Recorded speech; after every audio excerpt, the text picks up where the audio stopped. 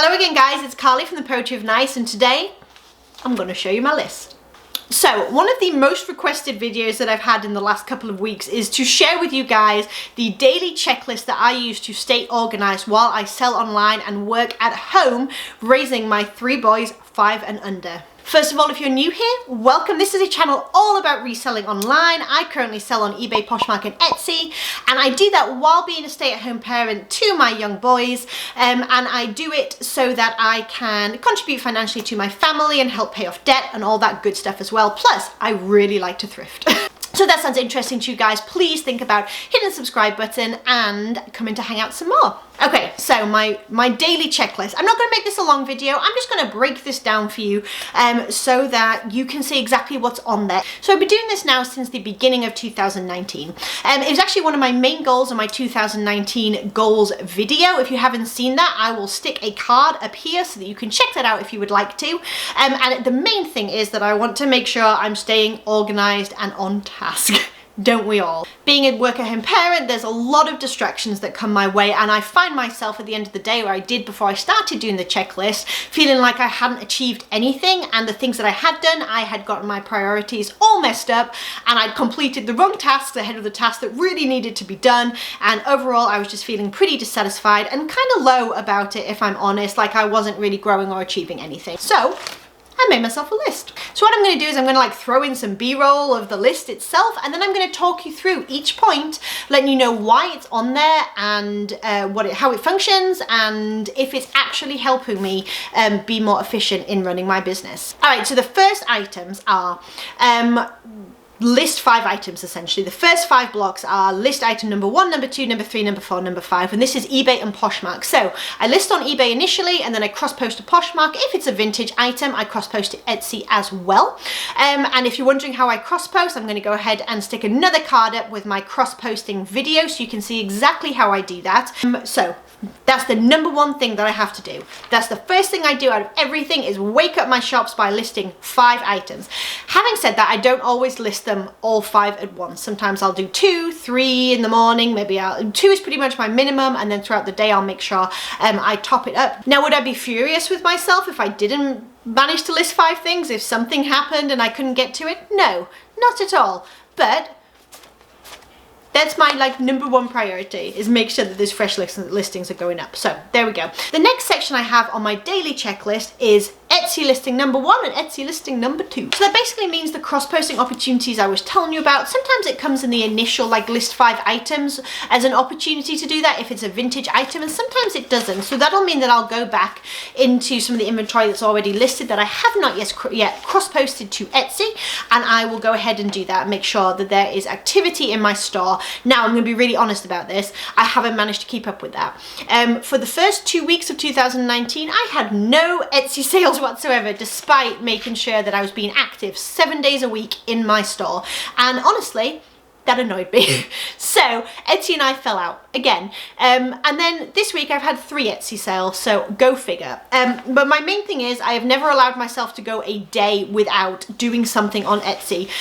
So she's still having activity at least once a day, 7 days a week, even if it's just one listing and then relisting an old item or something like that. But she's a cruel mistress, Etsy. We just don't get on very well. Okay, so the next section on the list is share my own closet. Number 1, number 2, and number 3. So my goal is to share my entire closet, which is around 450 to 500 items at this point, 3 times a day. I don't do that very often. I'm going to be really honest with you. I tend to average 2 times a day, which is usually morning and afternoon. If you're interested in learning more about when and how often you should share your closet, I'm going to link down below, and probably up in a card as well, a video about how often you should share your Poshmark closet so that you can see some of the advice I have regarding that. But I usually do it twice a day. I try and push myself to do 3 times a day. At the very minimum, I will share 1 time a day, but I try not to let any day go past when I'm not sharing at least once and getting my items out there into the newsfeed of others.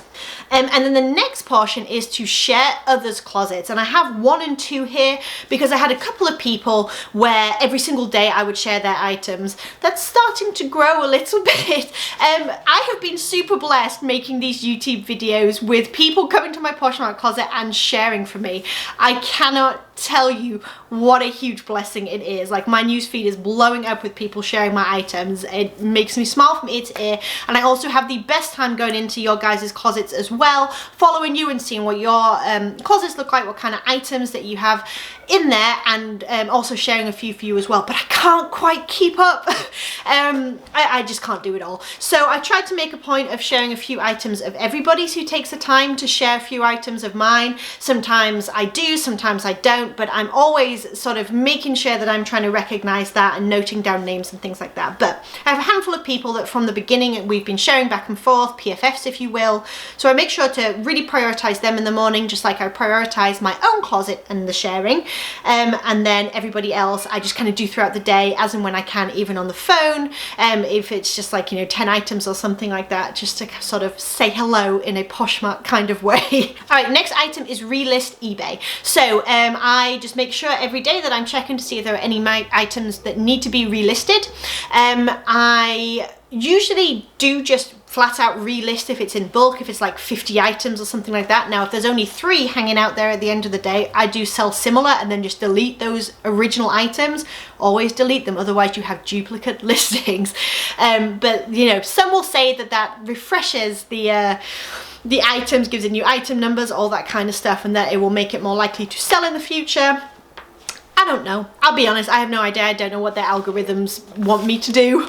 Most of us don't at this point on eBay, but just for the sake of variance, I suppose, I go ahead and do sell similar when it's just a handful of items, and again, make sure to delete. So relisting eBay, and then I relist one item on Poshmark every single day. This is a case of taking an item that has sat for a long time. Usually will have lots of likes or even no likes. It really depends, but it's been there for a while, and to me it's stale. Like, it's not going anywhere. I've been sending out offers, I've been sharing like crazy, it's just hanging around. So what I'll do is I'll like drag all of the images off from the listing itself onto my desktop. I will copy and paste the description. In another window, I will just do sell on Poshmark. I'll put my images in, put my description in, I'll put my title in, the same title. I'll probably tweak it a little bit, you know, try and use some different keywords, something that's different there. Sometimes I will redo photographs, but honestly, that's not my priority right now. That's a lot more work. I have a list somewhere, she says, all about being organized. I have a list somewhere of items that I want to rephotograph, but it's really hard to prioritize that sometimes when all you want to do is photograph the new stuff and get those fresh listings up. So I'm gonna have to carve out a couple of hours, I think, just to like restyle and rephotograph old listings at some point. But at the moment, the relisting is just using the old information, throwing it into a new listing, and basically just starting all over again. And usually I'll keep that towards the top of my closet as well, so that the people sharing from me will have the opportunity to share that item multiple times and hopefully get it in front of new eyes. The next thing I try to do is reply to YouTube comments. So I don't always manage to do all of them in one day that have come through, but I make sure to approve what I can and reply to what I can as well, as long as I'm doing a few a day, then I'm staying on top of it. And the very last thing I do is make sure to put out at least one Instagram post a day. I usually do more than that, but my absolute minimum again is one post, just to make sure that I'm staying active, I'm staying present, and that I'm building that following there as well. If you don't follow me yet on Instagram, I would love it if you would pop over and hit the follow button, and I'll follow you right back, and I'll throw my information somewhere around here as well. I'm going to go ahead and put down the description, basically just everything I just read to you, so you can see exactly what it looks like. If you want to copy and paste it, pull it off and use it for yourself if you think it's useful, absolutely, please do. If it's going to help keep anybody else organized as well, then you're more than welcome to it. For me, it's been honestly a game changer these last few weeks. I don't know why I haven't done this before. I should have done, I guess. And I think I've made attempts at it before as well, but now that I'm doing it, I don't think I would ever go back. It just keeps me on track throughout the day. It keeps me task oriented, and it also allows me to see what I've achieved and what I haven't, so I can structure my time and prioritize, because my time is limited and it comes in short spurts depending on what my kids need while I'm, you know, working at home. And for those of you who've asked where I work when I'm at home, I work in the living room. I'm literally in a corner of the living room with my desk and printer and scales and everything in a nice corner, but it's a corner nonetheless, and so my kids have total access to me. There is no escape. So I do that on purpose because I don't want them to feel like I'm shutting myself away from them, or that I'm unapproachable, or they can't come to me when they need something. But it's kind of a double-edged sword because they can come to me with everything they need all the time. But this helps a lot. Alright you guys, thank you so much for hanging out. Please don't forget to say hello in the comments if you enjoyed this video. Please do give it a thumbs up, subscribe if you want to see more, and I will talk to you in the next one. Bye guys.